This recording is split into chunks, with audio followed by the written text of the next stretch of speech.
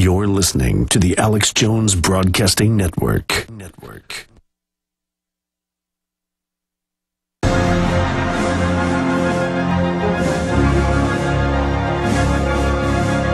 We are in fourth hour overdrive for the second day in a row because of breaking news and information. I just want to say that Alex Abella interview may have been one of the most important we've ever done.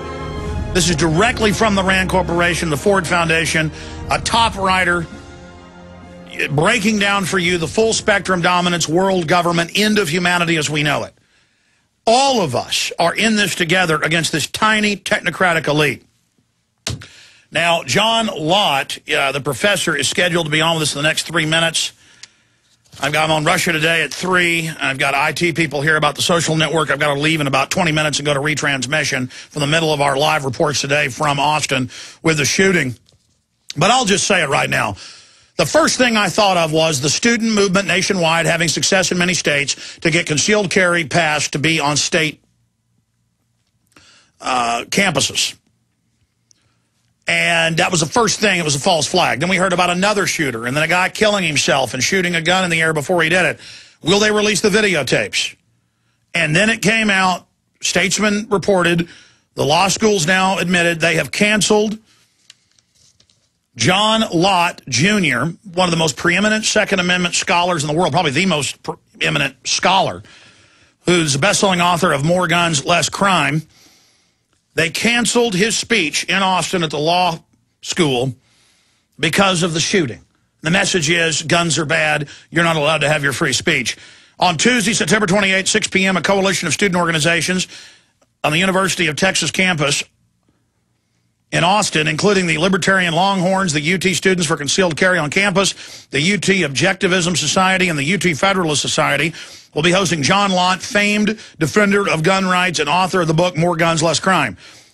Lott's work in More Guns, Less Crime is commonly cited by many liberty-minded people when arguing against gun control laws, and Lott will be sharing some of his expertise in this field with the audience of students and members of the community of Austin. Not anymore. They canceled it.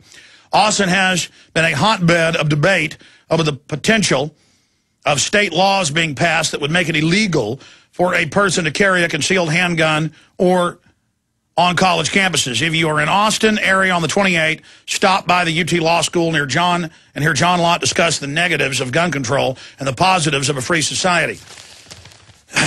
That was canceled. But we're told at 6 p.m. tonight, Brave New Books, which right off the drag, and only holds about 100 people, so better get there early. In fact, I want our team down there. So we definitely want to get our team down there early to videotape this. This is very, very important. Okay, we go now to Professor John Lott, author of More Guns, Less Crime. We're going to skip this break because we only have him for about 10 minutes or so. Professor Lott, are you there? Yeah, thanks for having me on. Thank you, sir, for joining us. We've had you on many times over the years, but not in these circumstances. What do you think of the foggy one-person shooting, the individual reportedly shooting themselves, and now the UT Law School canceling your event? Did they tell you why they canceled it? Well, I mean, I think the law school's on lockdown right now. There have been some concern earlier in the week. The dean for the law school had expressed concern about me talking about this subject, so I think there's some trepidation to begin with, but I think it's right now it's broader than just me. So now talking about something might not be allowed in America because guns are so evil. You know, they come out of their cases at night and stalk people and kill them like a pit bull. Of course, we know that's not true. So how were you notified that it was canceled? Well, the students that set it up told me, but they're doing it off campus right now at a bookstore nearby. Yes, Brave New Books, sir. What is your view on this shooting? I mean, the answer is more people with guns. If he would have started shooting people, they would have a better chance for folks to defend themselves instead of getting in a fetal position. Right. Well, I mean, because of my research over the years, I have ended up talking to lots and lots of people who have been having to confront these horrible situations. And the feelings of helplessness is something that people just see all the time.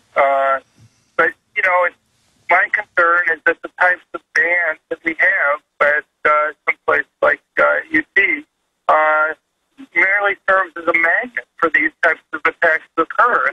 I suppose the easiest way to phrase this is, let's say somebody was really threatening you or your family. Would you feel safer putting a sign up in front of your home saying that this home was a gun-free zone? Would that make it less likely that they would attack? And I think most people's reaction would be, it wouldn't be very bright to put a sign like that up, because you're merely telling the attacker that they don't have much to worry about when they go in there, that people aren't going to be able to stop them.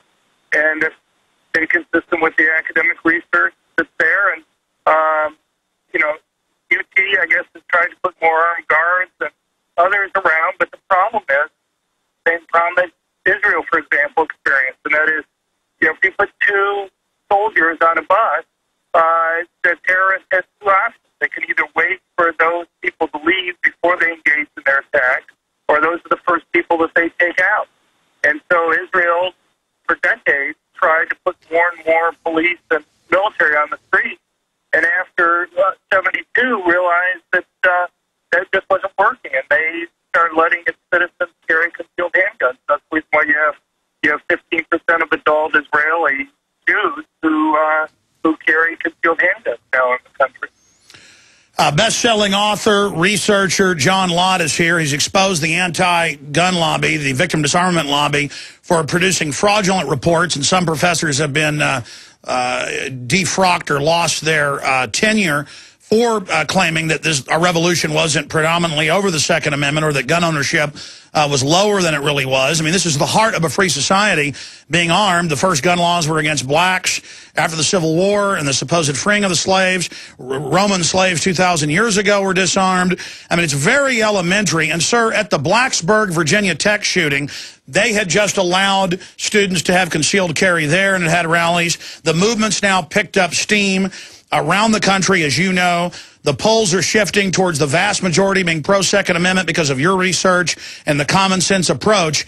Is this not, I mean, very coincidental that you had a lone shooter who fires a gun reportedly and then shoots himself, and reportedly somebody else shooting a gun on a street corner the day that your speech that they'd already... I just think that's purely coincidental. But you know, you bring up the Virginia Tech, I think there are multiple lessons from that, but one of the lessons is, you know, we ban guns from areas like Virginia Tech did in order to try to make things safer, you know. But the problem is, who obeys these laws? If you're a law-abiding student who's able to go and have a permanent concealed handgun or a faculty member and carry it virtually any place in the state except for the campus, if you carry it on the campus, and let's say you're a student, you're going to get expelled if you get caught. If you're a faculty member, you're going to get fired. If you get fired or expelled for firearms-related violation, your academic career is over. You're not going to be able to go to law school again or undergraduate. You're not going to go to any place, probably to college, with a firearms violation like that on your record. If you're a faculty member who gets fired for that, your academic career is over. You're not going to get hired with that type of black mark on your record.